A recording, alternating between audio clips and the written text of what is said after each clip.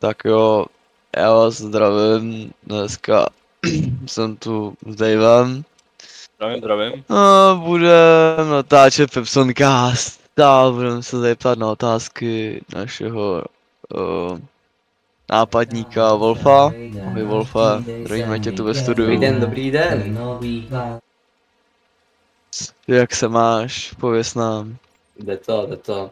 Klidný večer. Zase mi trochu na záchod, ale jinak poho. Jo, tak to je fajn, to je důležitý. Tak se nám představ, kdo jsi, jak se jmenuješ, odkud pocházíš, kolik tě je a tak dále. Dobře. Tak já jsem Wolfa.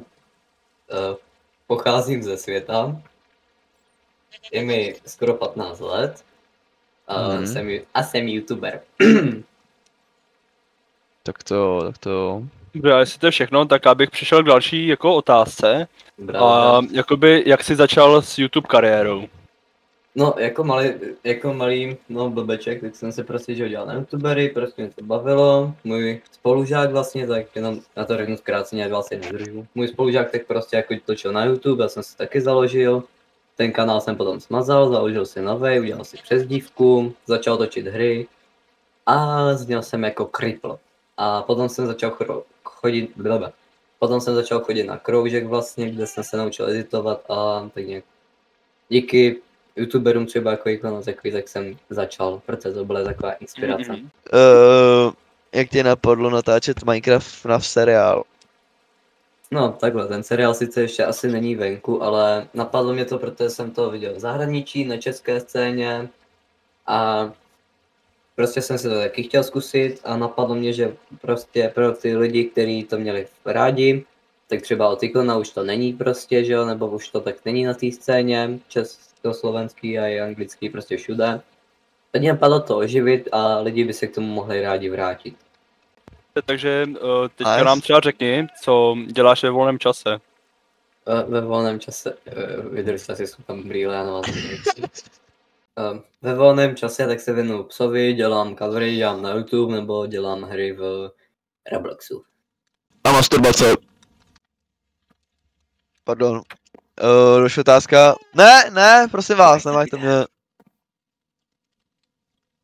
Další otázka, co si myslíš o globálním oteplování? Může za to Babiš. Souhlas, jdeme dál.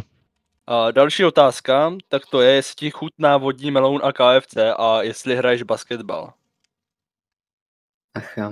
Dobrá otázka. Takže basketbal hraju jenom když musím v tělocviku, jinak ho nehraju. Vodní meloun žeru o 106 a KFC mě pálí prdel. OK, valid. Prosím vás, hele jo, nechcete, hele, prosím vás, teď děláme tady novou várku. Jo. Co máš, vole, ty šmoulo.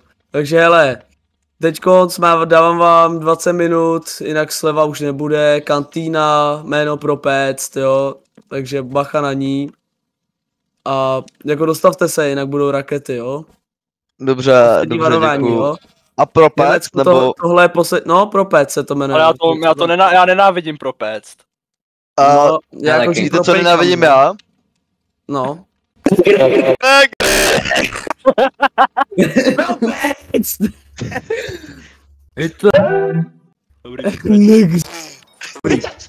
Hej, další otázka. Nesype se ti tabák z kapes? Taková otázka, protože některým se to děje, že jo, je to taková normální věc a to se děje to hodně často. Žiju zdravý život a nekouřím ani nedělám tady ty nechutné věci. A dobře. Kouřím pera. Otázka číslo 8. Co si myslíš o furry komunitě a po případě, jestli do ní patříš? Můžu říct názor který já mám, ale tam už se bude trochu na díl. Každopádně k furry komunitě tak nějaký jako problém nemám. Slyšel jsem, že to je poměrně friendly komunita. Dokud mě s tím nějak někdo nebude otravovat, já nejsem Fury mimochodem. Dokud mě s tím někdo nebude otravovat, tak s tím problém nemám, ale s Terianama mám problém, spalte to, Babiše na to a takhle se k tomu vyjádřím. Tak jo, další otázka je jestli víš, kdo pak byl v Paříži, nebo kdo pak je v Paříži. Jak kde je v Paříži? No, kde je v Paříži? Eiffelovka. Takový limonádový, no. No nic, dobrý. Jdeme dál. Fazole. Teďka bych si... Hej, vyšel se do sprchy, Astro. Takže, další otázka, tak to bych se tě chtěl zeptat, jestli preferuješ APCRka anebo heaty. Heaty. Heaty? Už se zapálit, pičo. Ale já si myslím, že na tu otázku mě odpověděl někdo víc zkušený trošku, jo, takže se trošku pošlu úplně ty špeku a jdem to rozvít. Takže otázka byla APCR nebo heaty, jo. Že premium APCRka střelí jako vynikající vysokou příchozí letu, má to snadnější míření, normalizaci a minimální ztrátu penetrace na vzdálenost, jo. Takže jsou efektivní proti pohybovým cílům a slabším tankům. Ale premium heaty mají zase vyšší penetraci a ignorují úhly pancíře. Ale zase jsou špatné na Spaced Armor, což znamená, když máš třeba jako housku a za ní máš rohlík, tak to projebe jenom tu housku a ten rohlík ne, jo.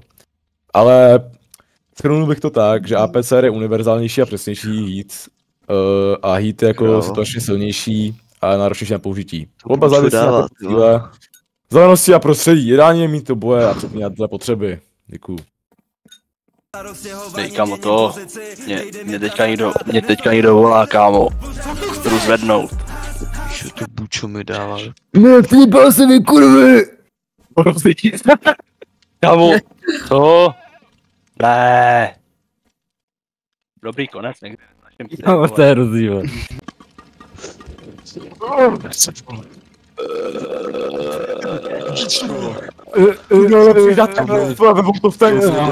Ty pojď ještě.